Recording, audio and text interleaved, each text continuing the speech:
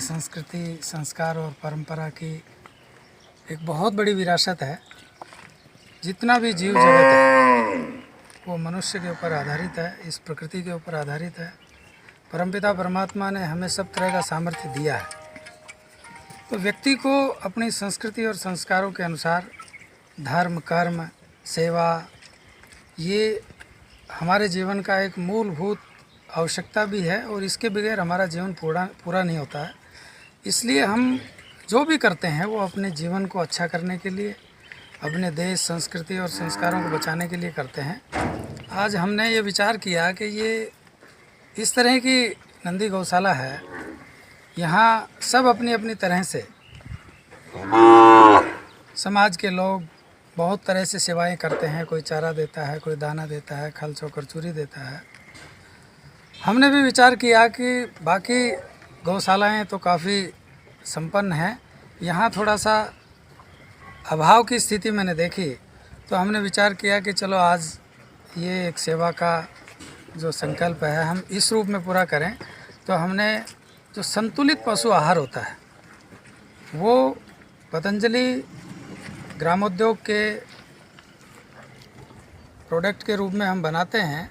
तो वो एक गाड़ी, एक ट्रक हमने यहाँ लगभग 200 बैग, लगभग 2.5-3 लाख रुपए इसकी कॉस्ट होती है।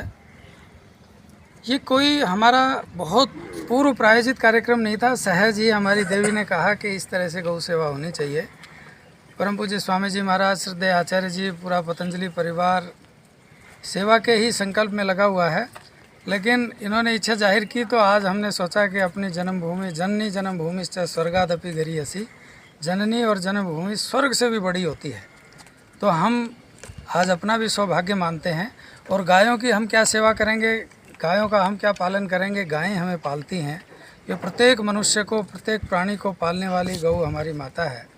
लेकिन इनका ध्यान देना, क्योंकि एक बाड़े में बंद करके इनको रख देना और इनका ध्यान नहीं देना, ये हमारे पुण्यों को क्षय करती है। और यदि हम सेवा करते हैं तो हमारे पुण्य बढ़ते हैं। इसलिए ये विचार, ये संकल्प हमने किया।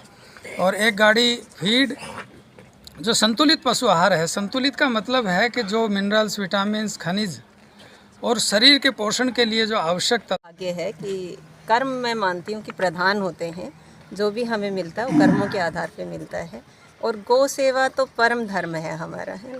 तो लोग एनिवर्सरी पे, बच्चों के जन्मदिन पे केक काटते हैं, वो सीमित मात्रा में अपनी खुशी मनाते हैं अपने लोगों के बीच में। गाय माता की सेवा करके जो खुशी मिल सकती है वो वहाँ नहीं मिल सकती, ऐसा मैं मानती हूँ। तो हमने कल ऐसे बैठे हुए थे, मैंने कहा गौ सेवा होनी चाहिए, क्योंकि एक विशेष दिन है कि इस दिन हम मिले थे।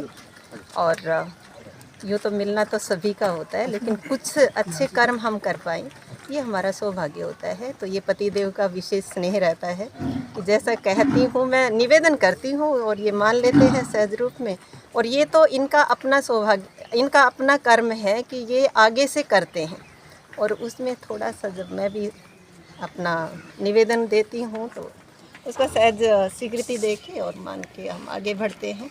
तो ऐसे ही ईश्वर की कृपा दृष्टि, पूज्य स्वामी जी, श्रद्धा